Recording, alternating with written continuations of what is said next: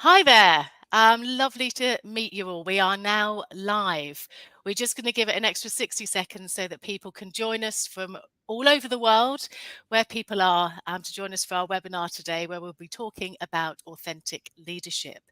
If you have got access to the comments, please let us know where you're joining us from whilst we wait for everybody to join us today. I can see already we've got Phil Merry from Singapore. Hi, Phil. We've got Gary from down south in Dorset. If I remember, Gary, lovely to see you. We've got Vibke from Germany. Who else have we got? We've got Andy from Wales. Lovely. Thank you so much for joining us, Andy. Anybody else? Oh my goodness. And then suddenly everybody starts coming in at once. So we've got Matt from Reading. Hi there. Hi, Ron from Washington. Lovely. Glad you could join us. Sylvia, hi there. And she's very excited because you trained her, I believe, Lindsay. Yes, hi Sylvia. Wonderful. We've got Thomas from Stockholm. Hi, Thomas. Lovely to see you. We've got Mohammed there from India. My goodness, we have so many people from all over the world.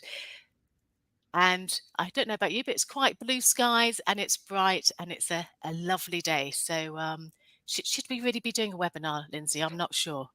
Absolutely. David's in Alsace. Oh, beautiful. Christmas markets in the rain. Do you know, I could spend the whole webinar just talking about where people are joining us from, but that's not why we're here. So we shall make a start.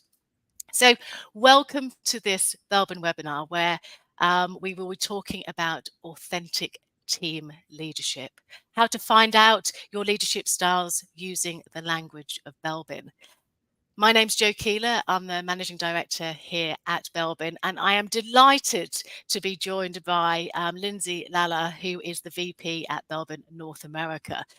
We have worked together for many years, and I am so happy that you're joining us today, Lindsay, because your experience within this whole team leadership field is incredible, and I know that everybody's going to get so much from this webinar. So let's make a start. Yes, let's get going immediately. So we're talking about leadership. We're talking about authentic leadership. And I think leadership is always a buzzword, isn't it? It is always out there in many LinkedIn posts or social media or articles. Leadership is talked about a lot. What I would love to know is from everybody who's listening in today is, what do you think makes a great leader? So for all of us who are joining us today, let's have some audience participation. Let's start it now. Let's start it at the beginning. What makes a great leader? Please put your comments in the chat box. Let's see what we can say. Oh, wonderful. What makes a great leader? And I think this really depends, doesn't it? Because some of us have a viewpoint on what we think makes a great leader. And I think sometimes, depending on the organization, defines what they see a leader to be as well, which is in line with their values and their competencies. So brilliant. Thank you. We've got kindness. Thank you, Gaynor. Lovely to see you. Humility, ability to listen, learn, and influence. Someone who motivates. Humility, developed EQ, someone who motivates, someone who listens. Developed EQ again. Motivational, passionate, a person who brings you along with their enthusiasm. Authenticity. Hello, Campbell. Lovely to see you. Excellent. An open mind, emotional intelligence, integrity. My goodness, they're all coming in now. Integrity is coming up quite a lot here. Being able to adapt, prompt, decision makers. A growth mindset. Thank you so much, Ellie. Lovely to see you too. Wonderful. Guide and inspire, brings out the best of the team. Inclusive, empowering, accountability. EQ again, vision, inspiring. Wow. Okay. We've got a long list here and it's still coming in about what everybody who's joining us today thinks makes a great leader. Lindsay, what do you think makes a great leader? Isn't that the $1 million question, Jo? I think that It's so interesting. Obviously, we have a bit of a bias here on today's discussion about playing to your authentic leadership style, discovering what that is. And it can be so hard to do that because there are so many prescriptions out there in the world for how to be the best leader, the greatest leader, that can look like an awful lot of checking of boxes, checklists of skills to master, and attitudes and personality traits to have. And depending on your organization and the kind of things that they might recommend, maybe through cultural norms or through performance reviews or through training programs, or looking at the variety of materials that are out there, LinkedIn and articles. And every day I see something coming into my mailbox saying how to be a great leader, master one skill to become a great leader. And I think that there can be this enormous pressure on people to start to feel like, well, maybe you have to do all of it. You have to be able to take on all of these ideas, all of these competencies to be able to be a great leader. And it's this massive pressure that you have to then be able to be everything to everyone. And that can be a recipe for burnout. And so I think what we'd like to explore a bit today is there maybe a slightly different way of looking at it? Can we use this Belbin lens to find a little ease in figuring out how to be the best leader that you can be? And I think with this Belbin lens, our idea is, what is it that you are drawn to doing? What are your strengths? What are your skills? What is it that you really love to do?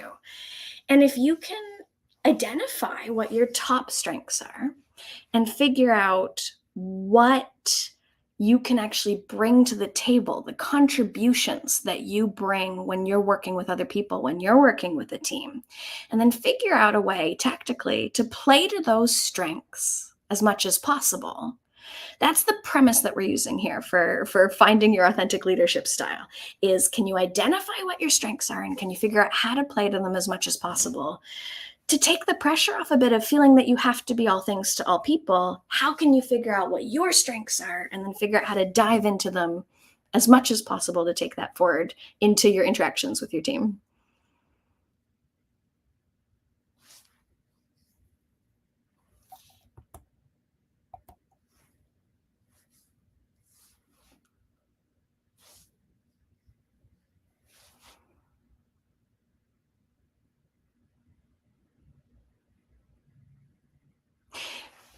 Jo, I hate to interrupt you. I don't know if it's a technical difficulty on my end. I can't hear you. I'm not sure if that's me or or if Okay, can you hear me now? Yes, I got you. Wonderful, wonderful. I'm going to say that again because it's important that we're not letting everybody just have to lip read. Thank you. Thank you. It's a wonderful quote by Meredith, 97, still in the office. He was in this morning.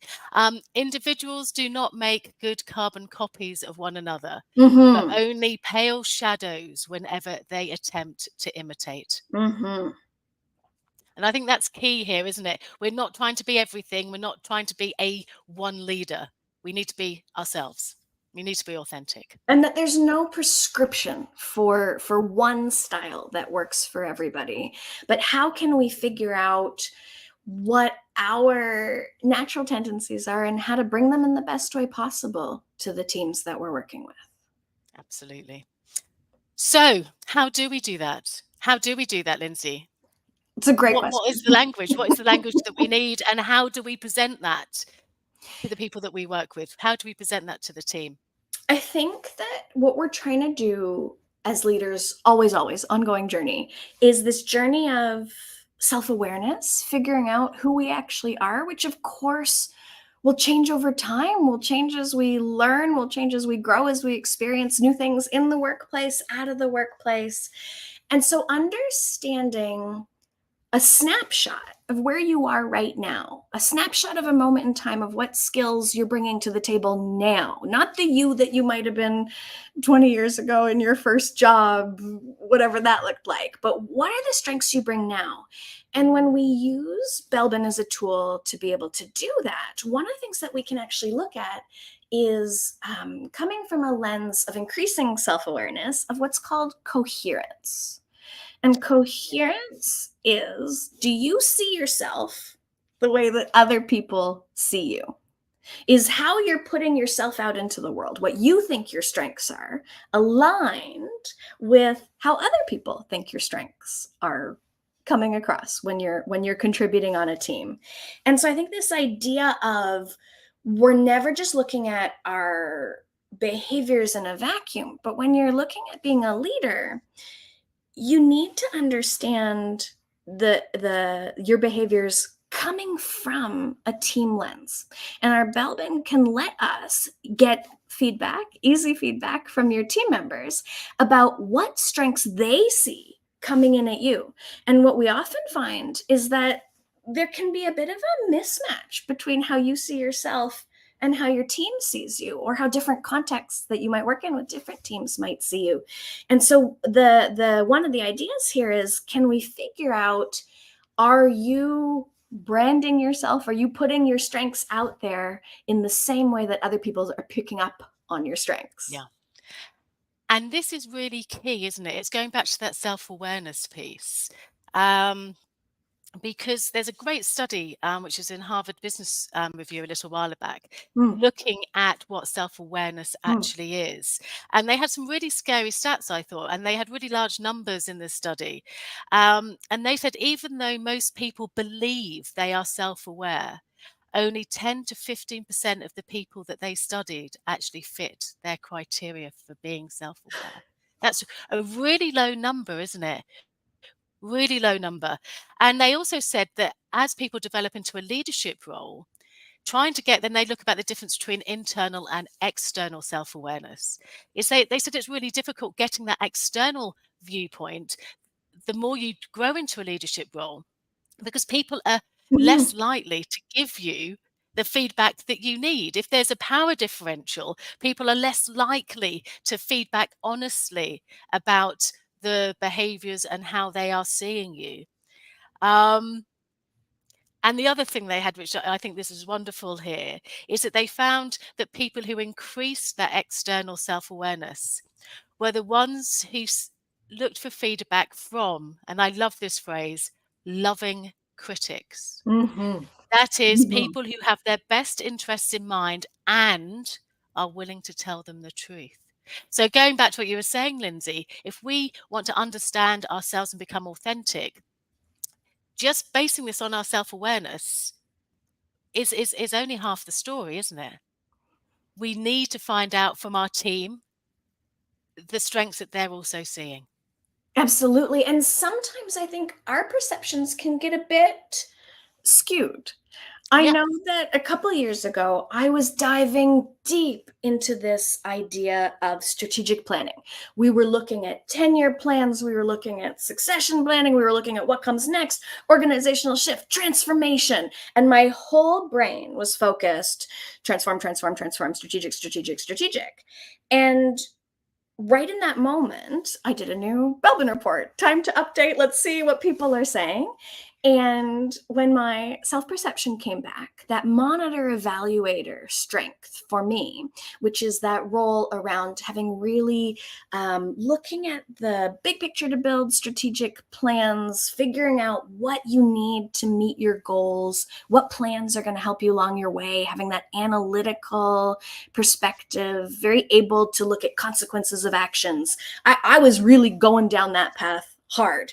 And in my mind, that monitor evaluator contribution was the thing that I was doing and the thing that I was, and a big part of my personality. And when my Belbin report came back, it was very high on my self-perception. And when my observers gave their input as well, that monitor evaluator came up as a role that kind of said, you can do it, but there's these other things that actually you're doing a lot more of that we value more. Some of the more creative, innovation sparking and getting deep into details ideas. And for me, it was a bit of a shock to the system, because I've been doing Belbin for 20 years or so, and I feel like I've got this high self. I know what my strengths are. I know what my Belbin is. I can tell you without even doing the report what's going to come out. But I'd skewed my perspective a little bit, that I had this narrow focus, that all I did was strategic planning, because it was so important to me in that moment. And the team said, you do that, but you know what we actually need from you is this sparking of new ideas. That's the place where you really shine. So it was this really illuminating, helpful feedback for me from my team, this loving critic saying a bit, like, don't quit your day job a little bit. There's stuff in here that actually we really, really need from you. And if I were to then lean into, for example, that strategic lens, it's not that I can't do it, but the team actually misses out on some of the other contributions that I bring to the table that we happen to need on my team. That's very appreciated, and that's more natural fit for me as well. So I think it could be really interesting to always think, you have a lens on yourself and your strengths and where you're coming from, and other people have their own lenses on yourself, and the real picture is probably some amalgamation of all of the above. And that's why I love these Belbin reports, because we're not just looking through a single focus that only shows one side of you, but we've got multiple lenses coming in, giving you feedback as well. It's so critical. It is so critical. The amount of times we have worked with organizations where they've used other tools, perhaps, which are just based on themselves, and it just hasn't worked because the rest of the team are going, but we know they're not this, but they keep telling themselves they are, and nothing changes. Yeah. And you get disengagement from the team because they're saying, well, you're using something. They've put themselves in a box. We don't agree with that box, but that's not being addressed at the moment. It can be quite an interesting one. So to get that feedback from others is critical. For those of you who are less aware of Belbin, you fill in a questionnaire. It's called the Self-Perception Inventory. You take about 20 minutes to fill this in. And the idea is that you find out which strengths you feel that you play when you're working with others. But like we said, this is just one lens. Because we're measuring behavior, not personality, we're measuring what you do. We're not measuring who you are. Because of that, we need to get the viewpoint from our wonderfully loving critics, the people that we work with, the people who know us, the ones that we trust, whose feedback we will listen to. We need to ask them, what behaviors not only do you see, but which ones do you value? And this lens, all that data then comes together, and we have to say you have a minimum of 4 people to feedback. We don't want it to be biased. We don't want it to just be on that one person you get on really well with. So we have a minimum of 4, and we get this wonderful amalgam of a Belbin report that gives you, the others, and then that wonderful combination of what does this actually mean. That's the important bit, getting that team in, isn't it, Lindsay? I think so, because you're never working in isolation as a leader, right? Yeah. It's always you bringing your strengths, you bringing your contributions to the table with the team. Absolutely. The other people, you need their feedback because they're you are the ones who are working together. And I think I love this idea of loving critic. I think I'm going to steal that phrase. Jo, I like that one. I like this idea because one of the things that comes along in the Belbin is this idea that at the individual level, we all bring these strengths, we all bring these great contributions to the table. But you know what? There's a flip side to that strength coin. And in Belbin, we call it an allowable weakness. So it's the flip side of the coin. It's the price that the team is happy to pay for you bringing such strength in any role. So for example, when I come with my excited, plenty ideas and too many ideas sometimes, if you ask my team, I think that there's a great benefit to the team of charging up new ideas, bringing solving difficult problems, bringing new energy to the table, and understanding that sometimes I can get a little lost in the land of ideas and need a little help getting a little more theoretical, a little more tactical, a little more practical. And that understanding that that's not the natural spot that I go. There's a bit of a flip side of the coin there, that to say little maybe paradigm shift is that it's not a weakness. It's not necessarily a bad thing, but it's the allowable flip side of the coin for these strengths. And I think that can also take the pressure off of a leader considerably, because what we often find is that leaders can get so busy trying to make their weaknesses go away. And that's a lot of energy that I'm not 100% sure it works. and that I'm not sure gives you great payoff. The place that I'd like to suggest leaders start looking is, how can you play to your strengths as much as possible so that your weaknesses become irrelevant? And the only way that you can do that is by having other folks on the team who are playing strengths that complement yours. And this is where the magic of Belbin comes. This is where you can relieve that pressure of, I have to be everything to all people. Well, if you can focus on being a few things, a few things really, really well, and you've got other folks on your team and you can identify their strengths and they can bring in their benefits of what they can do, all of a sudden your weaknesses at a team level, at a project level, become irrelevant because there's no impact on the team anymore because they're covered off by other folks who are on the team. I love that. I love that concept of your weakness becoming irrelevant. But you can't do that if, as a leader, you're the only person in the team who knows their strengths. Yeah. It's so important that for them to become irrelevant, this isn't just something that's done to the leader. This is something that the whole team needs to understand. There's no point everybody being on the football pitch and only one person really understand the position they're playing and all of their strengths and hoping that somebody's going to be at the other end to be able to head it in. This needs to be it's a team sport, isn't it? We need to be able to use the strengths of everybody in the team for those weaknesses, like you say, to become irrelevant. Everybody needs to be on a journey of self-discovery and awareness, not just the one leader. Well, and when that starts to happen, Jo, the other thing you build is a shared vocabulary for talking about these kinds of things. So even if your strengths even if your weaknesses don't disappear entirely, they never will. They're still going to be there. You have a way that you can start talking about them. So, as an example, my biggest weakness on my most recent Belbin report is territorial.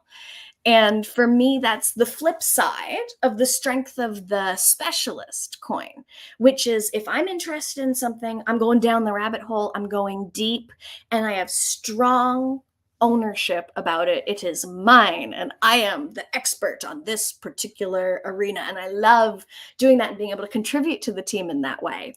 Flip side of the coin is, that's mine. don't touch that. That one's mine.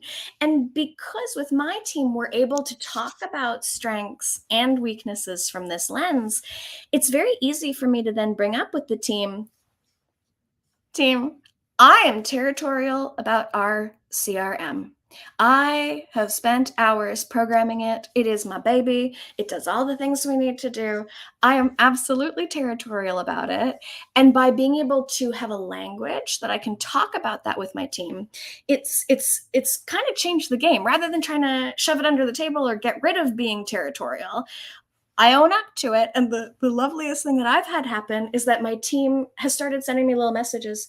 Lindsay, we know you're out of town. We want to make a couple changes to the CRM, and we know it's your territorial area. Are you okay with that? So we've got this lovely conversation going where I think before, without me announcing some of these watchouts, sharing about some of these weaknesses and the strengths that are attached to them, sometimes it can become a bit like taboo, things we don't talk about. Don't talk about the CRM. That's Lindsay's thing. We just leave that one with her. Don't talk about how she's territorial. To be able to put this on the table in a way that we can all talk about and kind of appreciate the diversity of strengths and the diversity of weaknesses that we're all bringing to the table, it can really help just smooth the gears a little bit, make things go a little bit easier. So your weaknesses never disappear. They don't go away. You're not putting them in the closet and closing the door, but you're saying, you know what? I want to make sure that I'm still helping the team more than I'm hurting the team in any one of these behaviors. So having that ownership can be really helpful. I'm giggling because I know your team. I'm hearing their voices as you're saying that. So leadership isn't doing everything.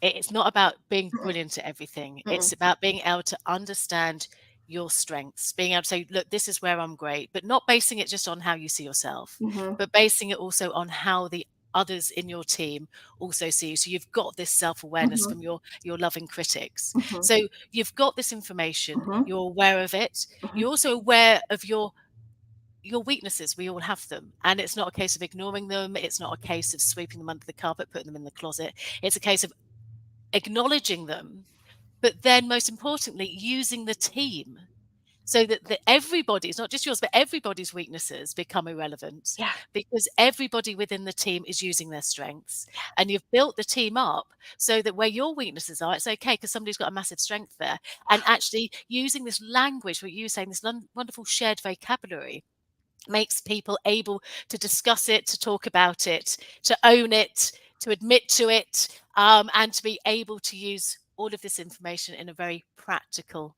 way. This is what I'm Absolutely. hearing. Yeah, Yeah, and I'd say that's a really good part 1, absolutely. Yes. and it needs a part 2. Okay. I've got We several part twos written down on my bit of paper, Lindsay. I'm steering us, I'm segueing into a part 2. I'm Okay. I'm thinking that you've got this understanding of your strengths. Now you know what hand you've been dealt of cards. Now, how do you figure out how to play those cards most effectively as you move forward? Yeah. And That's I a good think question.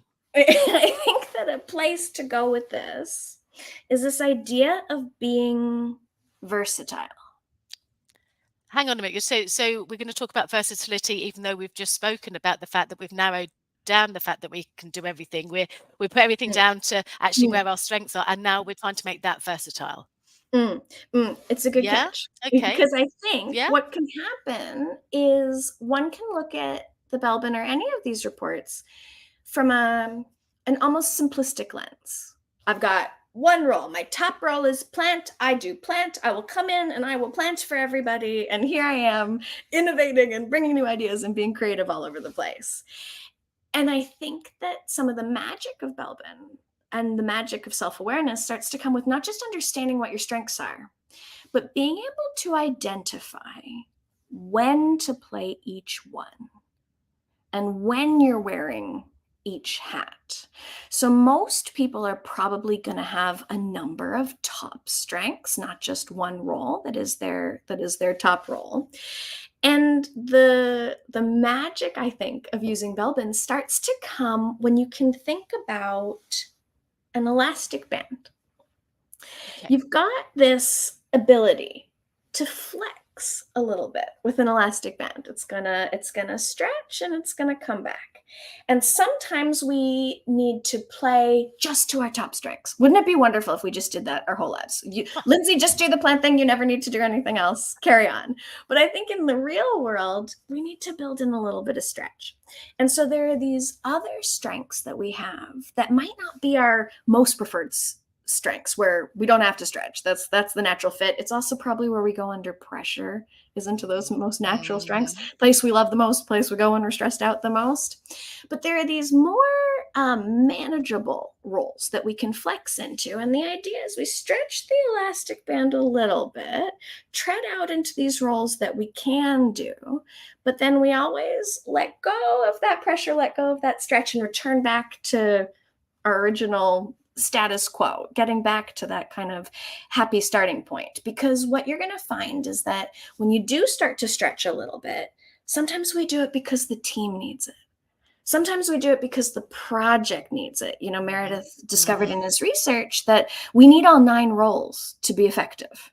And sometimes we don't have everybody on the team to do it. So sometimes we need to stretch a little bit. But always coming back to that home base, I think, is the important part. And understanding the art of when you need to do a little bit more stretching into some of these roles that you can do, and then coming back to your top roles, I think is a really useful starting point for figuring out Mm. maybe more tactically. I know what my strengths are, but how am I going to decide what role I'm going to play when? So I'm now thinking about an elastic band, Mm, and I'm thinking about stretching. I know which team roles I stretch into, and I think mm, everybody, if you have got an awareness of Belbin as well, you can think now, okay, I do these quite naturally, but yeah, I can stretch to implementer if I have to. Um, what happens though? I'm just trying to think. If I stretched over here to my one mhm. of my bottom team roles, can you overstretch? Is it a point? Does it always come back? I think you have to be quite careful to make sure that you are always coming back. And with an old elastic band, if it's been stretched too much, sometimes it loses its shape and it just Yeah. doesn't come back. That's like an elastic band experiencing leader burnout. You've stretched so Yeah. far out of your comfort zone that it's actually impossible to bring those really top strengths Mhm, anymore, mhm. because you've stretched so much that you're out of that comfort zone. You've stretched a bit too far. So for example, either trying to stretch into roles that really would be better to delegate to other folks on the team. That could be one of those things that very quickly stretches the elastic band. We want to look out for those.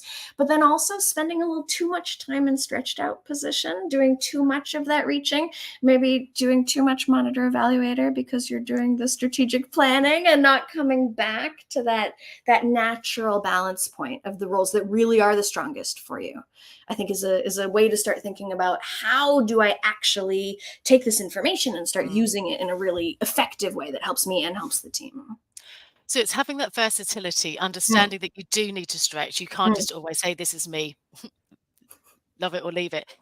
You are gonna have to stretch, but making sure that you are aware that you're stretching, and Yeah, also being aware of the frequency of the time that you are stretching. Because I think that's when that, employee engagement piece comes in, doesn't it? People are disengaged. I think sometimes that's because they're just always stretched.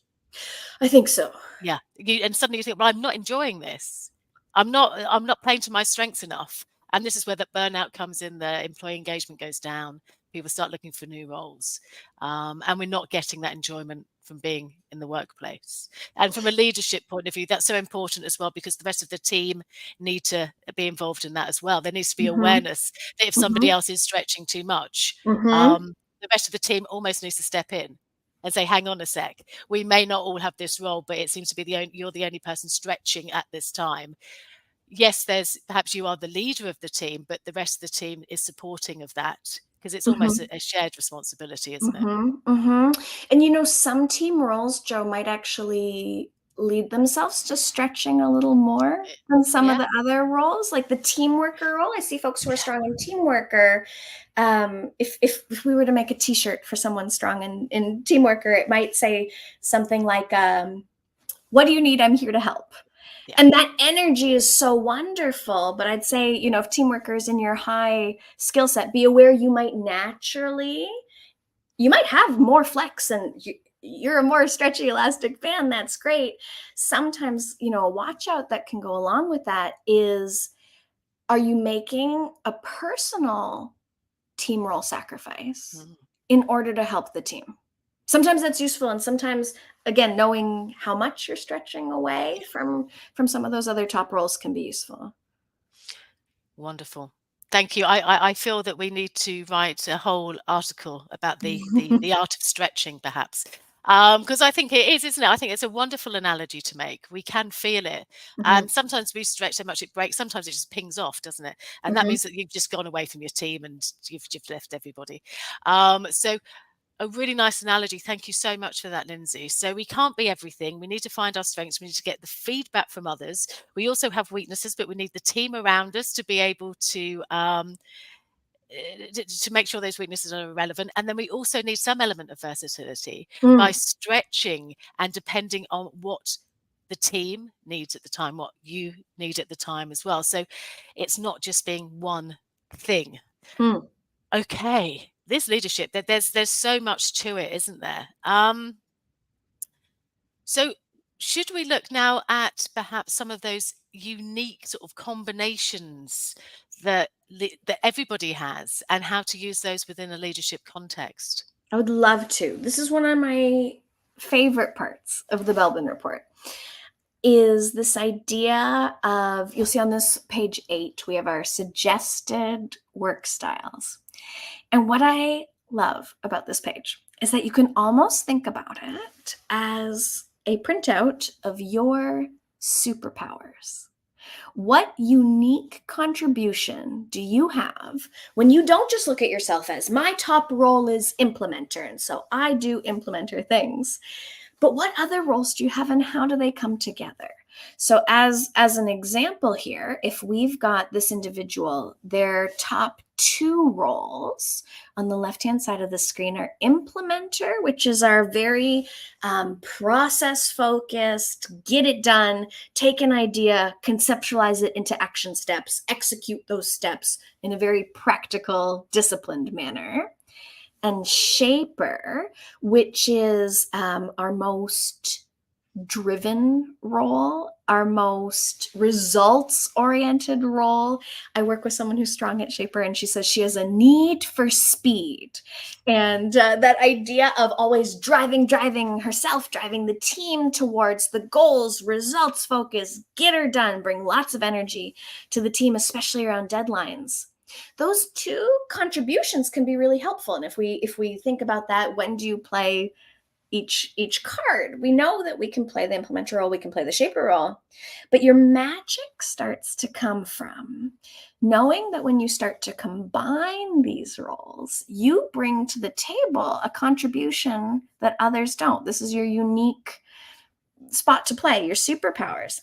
And having this idea that, for example, if we've combined implementer, get her done, with shaper, get to the goal quickly, we've now got this superpower that on this page is listed as assigning tasks. And I love this.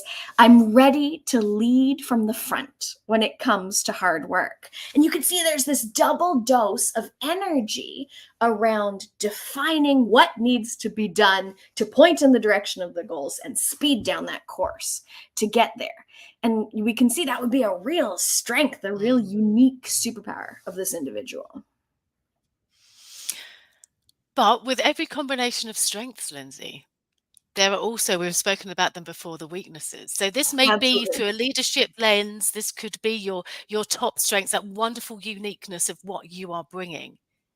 But Absolutely. what's the flip side of that? So I think I like to quote the great philosophers of our time. So I steal from Spider-Man wherever possible, which is, with great power comes great responsibility. And when we're looking at a superpower like implementer, shaper coming together, I think that this idea of drivenness to complete the steps that get you to the goal is an amazing. Who doesn't want an employee like that? That sounds amazing. Or a leader like that. That sounds amazing. Having that orientation comes with a responsibility, or maybe a watch out of, do you have your speed mode and your blinders on to get toward the goals on so hard that you're going so fast that maybe you're not bringing others along for the ride? Are you taking the time to really make sure that you're getting other people seeing your vision, seeing what the steps are, happy to help execute? So with each of these superpowers, I think you can think about it as, what's your superpower when you combine your two top roles? And we could do that 1 and 2, 2 and 3, 1 and 4. But also, what happens with the watch outs that are attached to those? What's the flip side of that superpower coin? What's the responsibility coming with your great power? And I think this is a great place to start. And I think also the more you understand about Belbin, so for those of you who are accredited, what you'll be able to see here is you've got the implementer role of the shaper role, both very task focused. But if you look further, look at those top 4 roles that Oak actually has. I can't see a social role there. I cannot see. So what we have is another completer, finisher, another task role. We have the specialist, we have a thinking role. So not only is this person revving the bus up, they know exactly where they're going.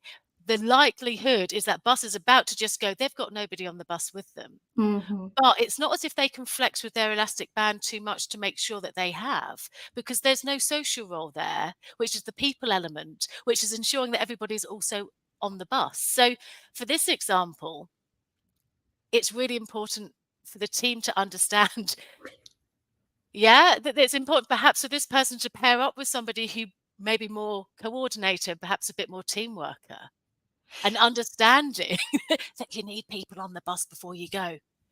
Yeah, I work with a leader whose roles look very, very much like this.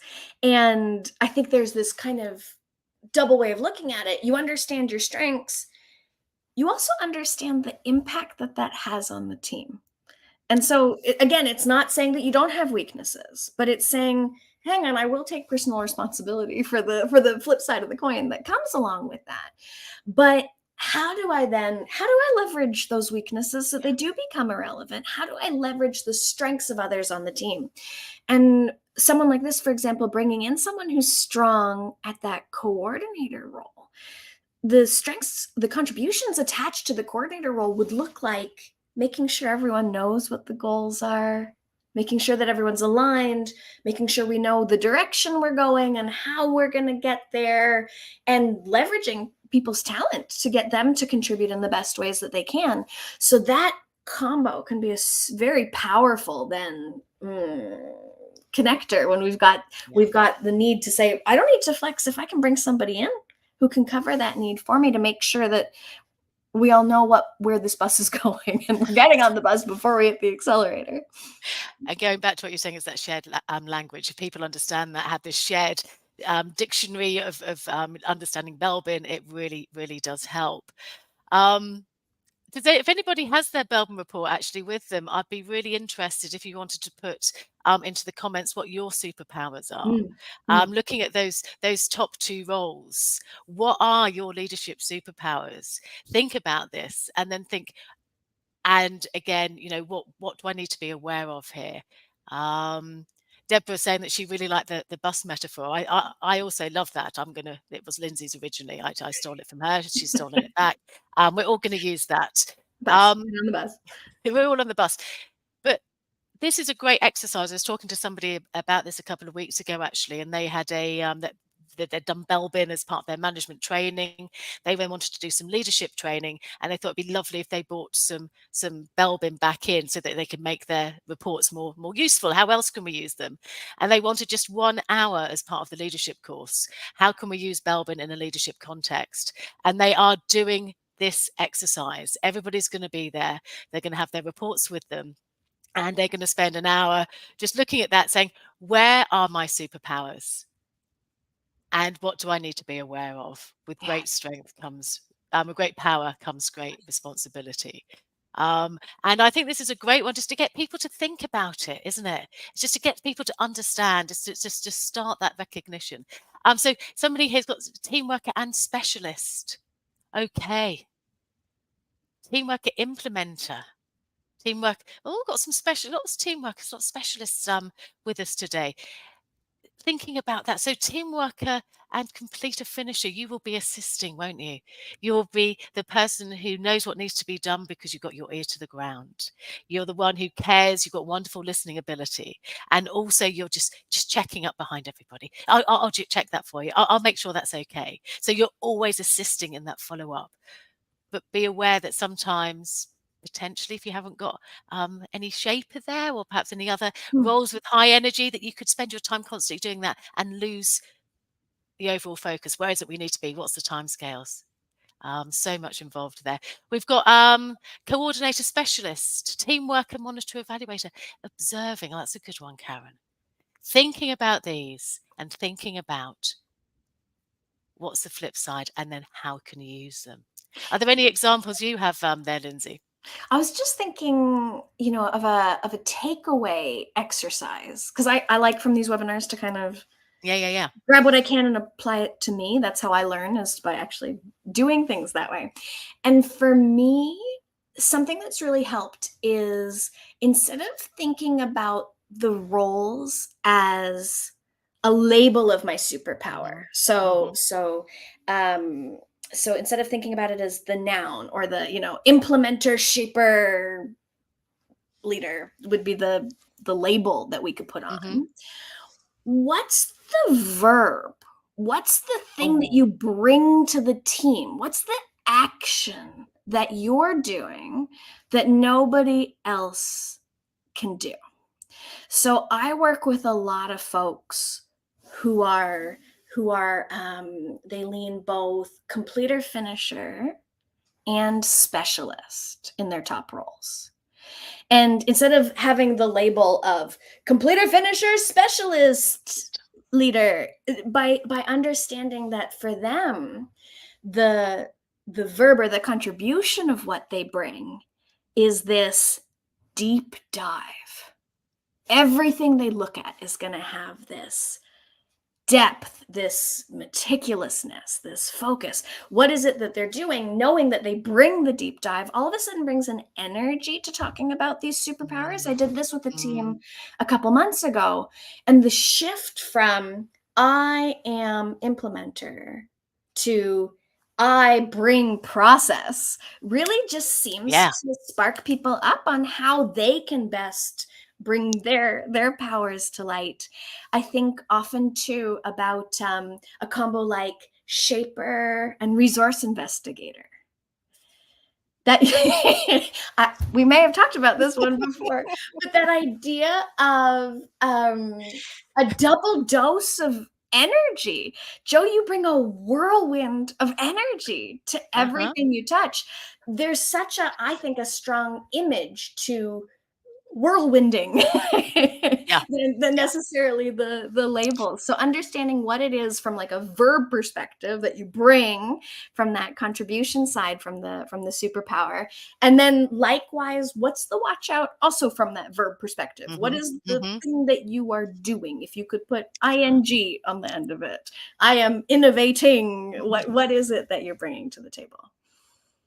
Thank you. I think that's a wonderful, wonderful insight.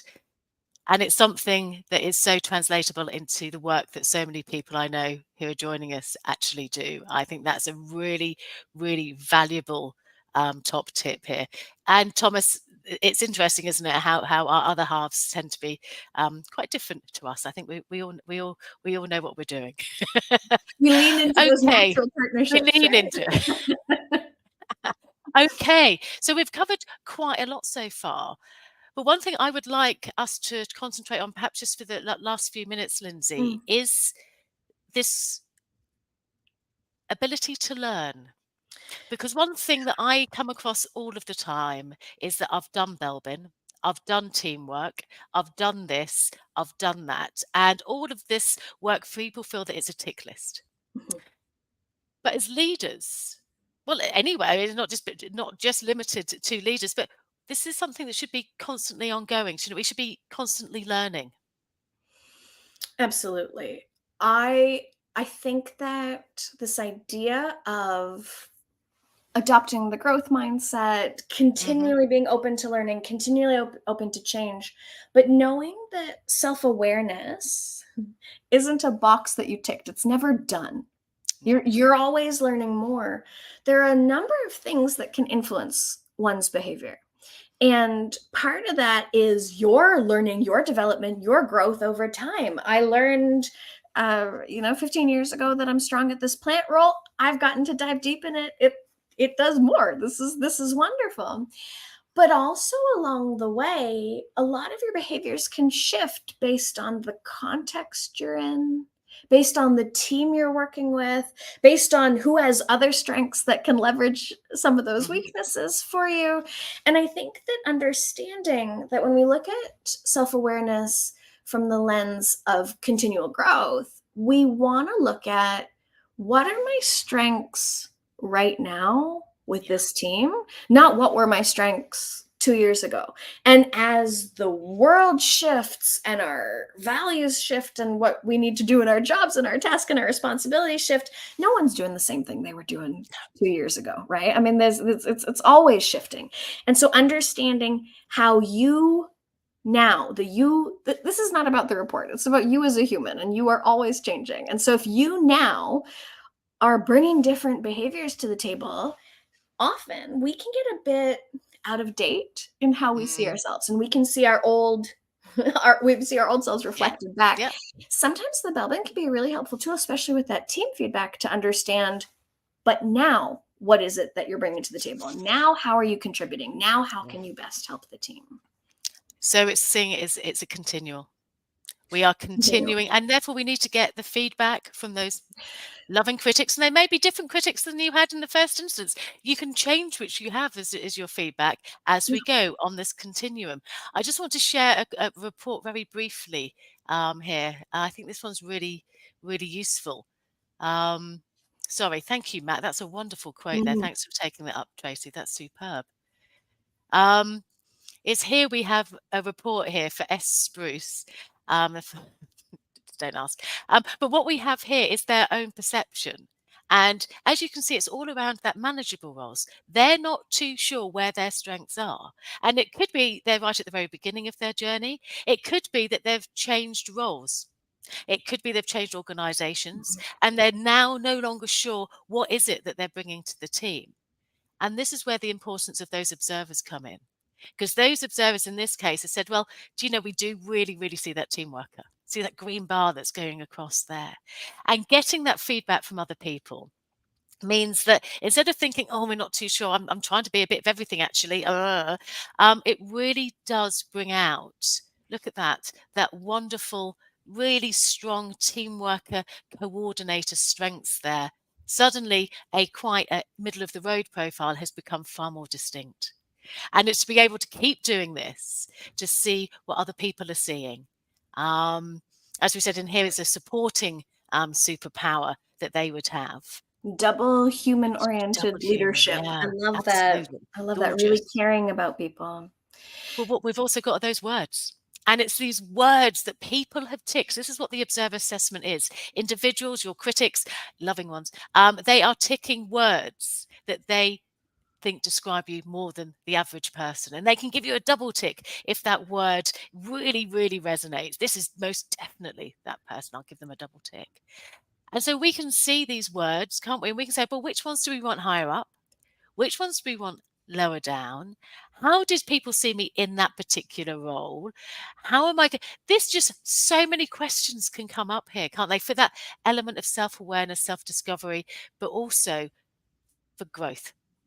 Yeah, for continual learning. This is direct feedback. This is a gift from your team saying, here's the contributions that we see you bringing to the table now at this moment in time, now that we're looking. And I know that, especially as leaders, often our overall team role combinations might not change that much. My plant is my top role. It's going to be my top role probably for several years to come. There's probably not going to be too much shifting there. But what I can find is I can think about what I'm trying to do. I can think about what I'm trying to achieve. I can think about what the team is trying to achieve and our goals. And I can look at this list of feedback and start to think, well, here's what I'm really bringing to the team. Diplomatic, encouraging of others, dedicated to subject.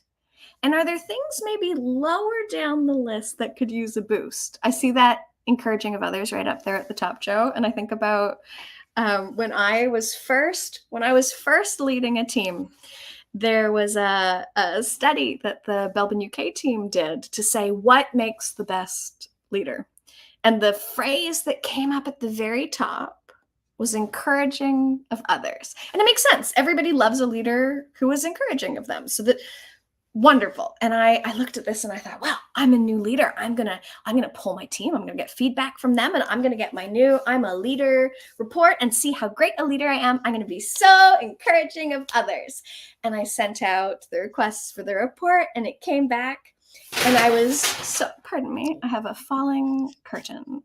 So I got my report back, and I got this magical realization because my encouraging of others came back with 0 points beside it.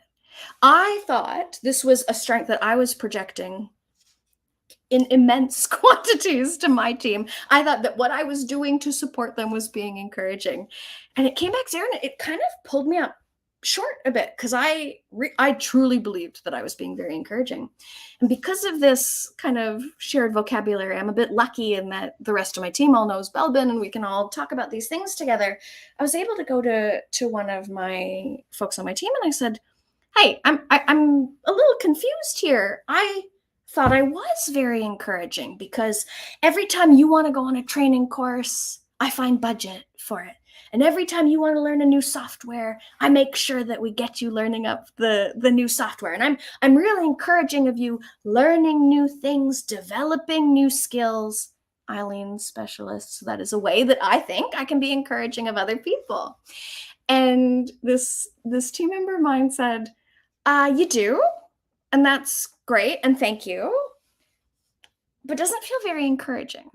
I said, well, I say nice things about you in meetings all the time. Whenever the boss is there, I say, you did such a great job in the meeting. Thank you. Without your contribution, we never would have gotten this project launched on time. And I make sure to hype you up in front of everyone. And we talk about our milestones, and it's great. And I think that's so encouraging. And she said, oh, I don't like that. And this was a surprise to me. And it took me a little bit of time to kind of figure out where to go. And I remember asking her, well, how do you like to be encouraged? This is the thing about leadership. I realized it actually was not about me. It was about my team. I said, how do you like to be encouraged? And she said, oh, I have a file in my email. I said, what kind of file? And she says, every time you say something nice in an email, I put it in a file. And then sometimes I just go look at it and I feel very encouraged because I know that I did a good job because you said so, and I can document it in my file. And I had thought nothing of those little emails that I was sending out, but to her, that was me being encouraging of others. Fast forward over the years, I've learned everybody's encouraged in a different way. Everyone feels that support in a different way. And so I try to work to how they like to be encouraged. Now, my encouraging of others is not at the top of my list, like this lovely example, but it's maybe come halfway up.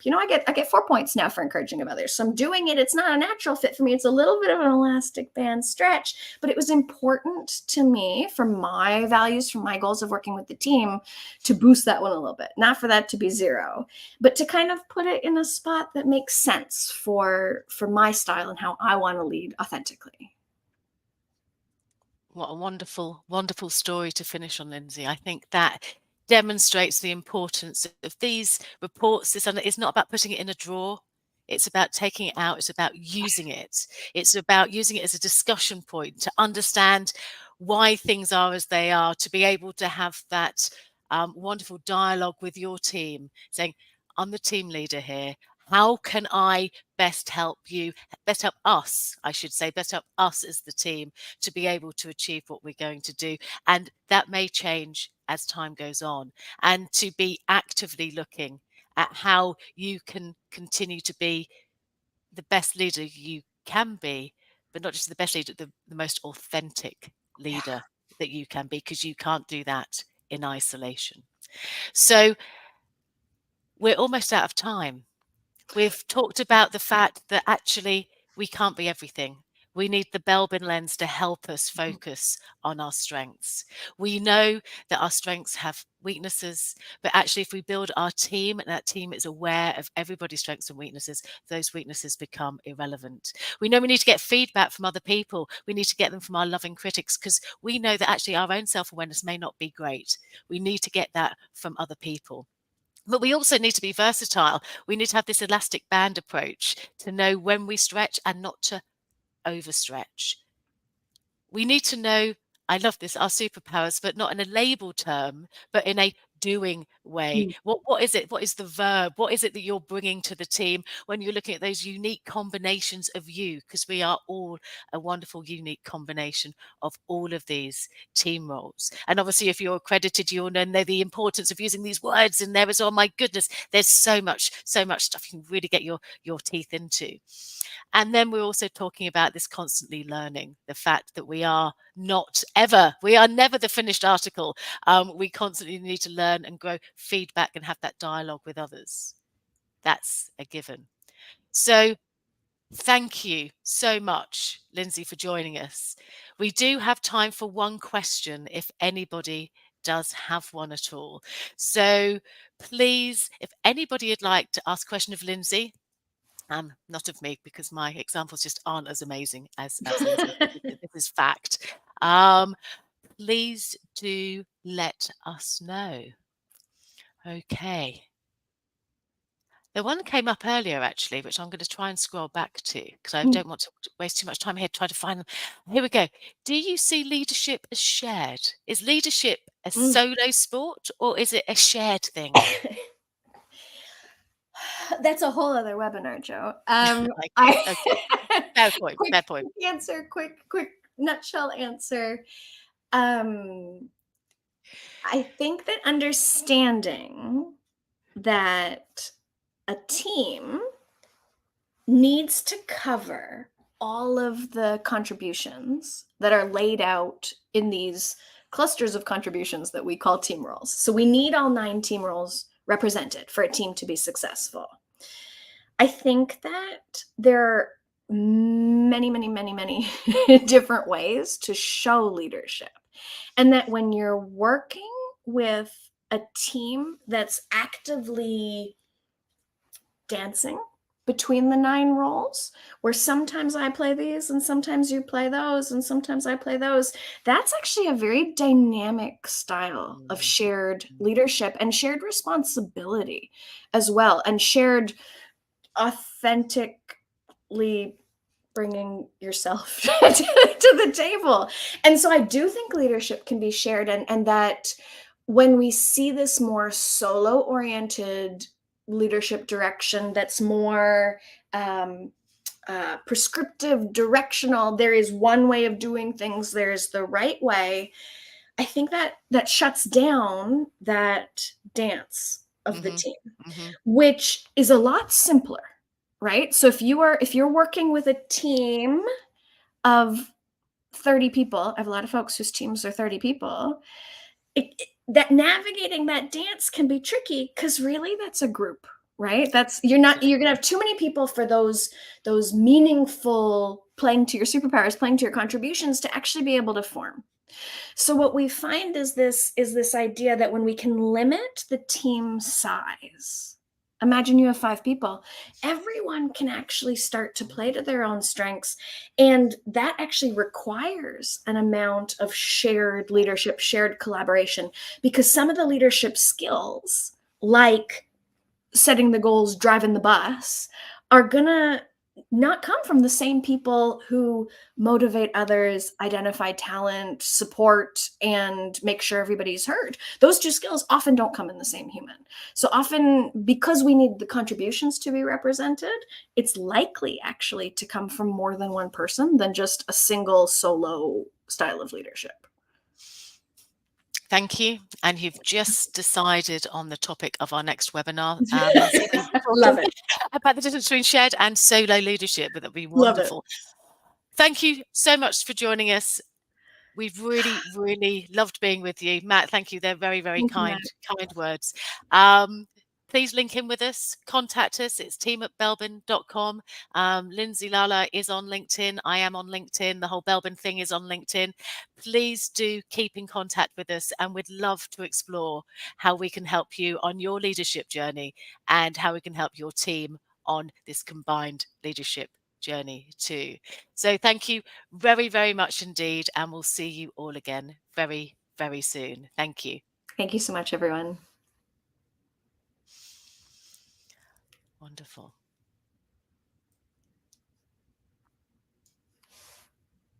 Okay, I'm going to end the stream now.